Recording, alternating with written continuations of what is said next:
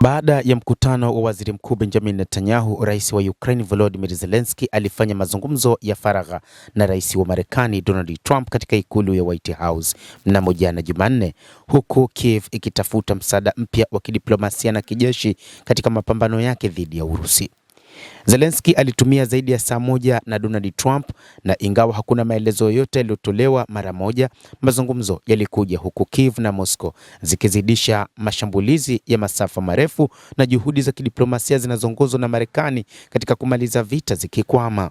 Uhusiano kati ya Zelensky na Trump umeongezeka tangu kuanza kwa muhula wa pili wa rais wa Marekani, na Trump mwezi huu ametoa leseni ya Kiev ya kutengeneza makombora ya ulinzi wa anga ya Patriot na kupendekeza mashambulio ya Ukraine ndani ya Urusi yanaweza kusaidia kumaliza vita. Zaidi ya miaka minne baada ya uvamizi kamili wa Urusi, Zelensky amesukuma ugavi mpya wa makombora ya kuzuia ballistic na majadiliano juu ya njia za kufufua diplomasia. Afisa mkuu wa Ukraine aliambia shirika la habari la AFP kwa sharti la kutotajwa. Kipaumbele chetu nambari moja ni ulinzi dhidi ya mpira na ushirikiano wa kimkakati na Amerika. Amani inahitaji kuletwa karibu, Zelensky alisema katika ukurasa wa X baada ya kuwasili Marekani. Mwezi uliopita ulikuwa mbaya zaidi kwa raia wa Ukraine tangu Aprili mwaka 2022 kulingana na Umoja wa Mataifa, huku Urusi ikiongeza matumizi yake ya makombora magumu ya kushika. Ni muhimu kwamba Washington idhinishe ununuzi wa kifurushi cha makombora ya Patriot. Hiyo ni muhimu sana, afisa wa Ukraine alisema. Zelensky pia amepanga kuhudhuria sherehe za ukumbusho wa seneta wa chama cha Republican Lindsey Graham, mfuasi shupavu wa Ukraine aliyefariki ghafla mwezi huu akiwa na umri wa miaka 71. Trump alimsifia Zelensky kwa kufanya kazi nzuri tangu arejee madarakani mapema mwaka jana. Trump amesisitiza uwasilishaji wa moja kwa moja wa silaha za Marekani kwa Kiev kwa ajili ya mpango wa kuruhusu nchi za Ulaya kununua silaha kwa ajili ya Ukraine.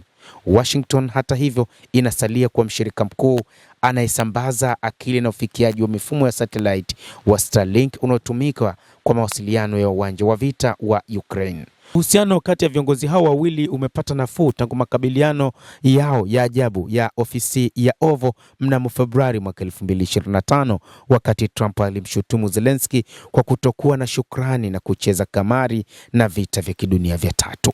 Katika mkutano wao wa hivi punde mjini Uturuki mwezi huu, Trump alimsifu Zelensky kwa kufanya kazi nzuri na kutoa leseni ya Kiev kutengeneza makombora hayo ya Patriot. Zelensky alizungumza wiki iliyopita na wajumbe wa Trump, Steve Witkoff na Jared Kushner, kuhusu jinsi ya kuimarisha tena diplomasia baada ya vita vya Mashariki ya Kati, kusukuma mazungumzo ya Ukraine chini ya ajenda ya Washington. Juhudi za upatanishi za awali za Marekani zilianzishwa katika eneo la Ukraine linalodaiwa na Urusi.